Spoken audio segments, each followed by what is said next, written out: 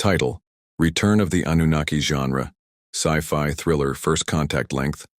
Darker 5 minutes. The year was 2025, and the world stood on the brink of 100 silent wars: political, environmental, ideological.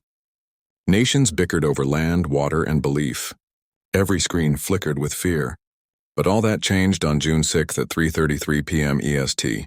First, the skies dimmed, not from clouds but from the sheer size of what hovered above us.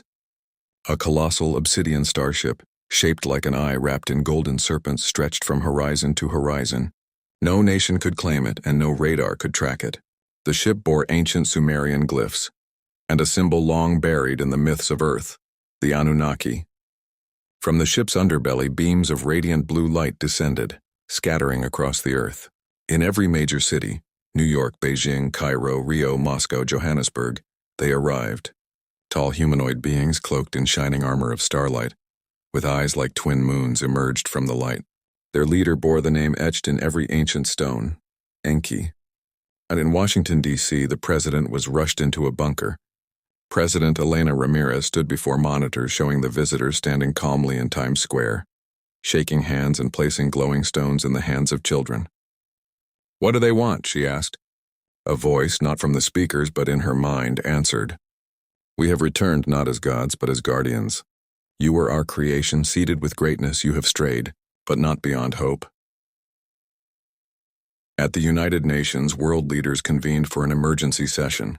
Russian President Vasily Petrov demanded they ready their nuclear arsenal. Chinese Premier Zhou suggested diplomacy. U.S. President Ramirez hesitated, until she received word. In Phoenix, Arizona, a militia opened fire on an Anunnaki landing site. The aliens did not flee. They activated glowing shields and disarmed the attackers in seconds. Those who continued to fire were struck with beams of sound, non-lethal where possible, lethal only when needed.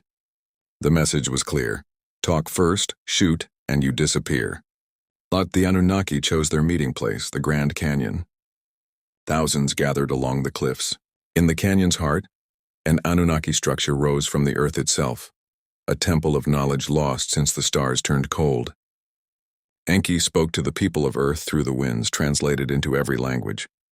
"We once walked with you, built with you, lifted you. Then we left, hoping your light would carry on. Instead, it flickered. You made war your god, prophet your prophet, and poisoned your womb, the Earth." He gestured to the sky. The ship shifted, revealing a second, smaller vessel descending, its form shaped like a pyramid floating upside down. "This is the Ark of Renewal. We offer knowledge, clean energy, disease cures, climate restoration, but only to those who seek peace over power." At the edge of the canyon, a general from a secret defense agency aimed a railgun toward Enki. The alien turned calmly, his eyes pulsing. "This is your final test, human," the general fired. In a blur, an Anunnaki guardian moved, intercepting the bolt mid-air. The general vanished in a flash of light, atomized.